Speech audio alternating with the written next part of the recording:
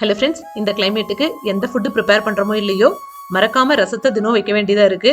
அந்த ரசம் வரிசையில இந்த ஷார்ட்கட் ரசம் ரொம்பவே கை கொடுக்குது. டைம் இல்லாதப்ப கூட ஓகே, ஒரு 5 நிமிஷத்துக்கு கம்மியாக தான் இது எடுத்துக்குது. அதனால இந்த ரசம் இப்போ என்னோட ஃபேவரேட் ஃபுட் லிஸ்ட்ல இருக்கு.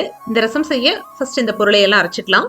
ஒரு பெரிய சைஸ் தக்காளி, எலுமிச்சம்பழ சைஸ் புளி, கூடவே 1/4 ஸ்பூன் மிளகு, ஒரு 1/2 ஸ்பூன் சீரகம் இதெல்லாம் சேர்த்து அரைச்சிட்டு இப்போ ஒரு பேன்ல 1 ஸ்பூன் ஆயில் சேர்த்துட்டு கொஞ்சமா கடுகு, ஒரு 4-5 பல் பூண்டை தட்டி சேர்த்துட்டு ஒரு காஞ்ச மிளகாய், கொஞ்சம் கறிவேப்பிலை, கொஞ்சம் பெருங்காயத்தூள் சேர்த்துட்டு அரைச்சி வச்ச தக்காளி விழுதையும் சேர்த்து தேவையான அளவு தண்ணியும் ஊற்றி கொஞ்சம் மஞ்சத்தூள், தேவையான அளவு உப்பு சேர்த்துட்டு ரசத்தை கொஞ்சம் நல்லாவே கொதிக்க விடலாம். ஏன்னா தக்காளி புளியெல்லாம் பச்சையா சேர்த்துருக்கிறதுனால ஃபைனலா கொத்தமல்லி தலையை போட்டு இறக்கணும்னா சூப்பர்பான ரசம் ரெடி.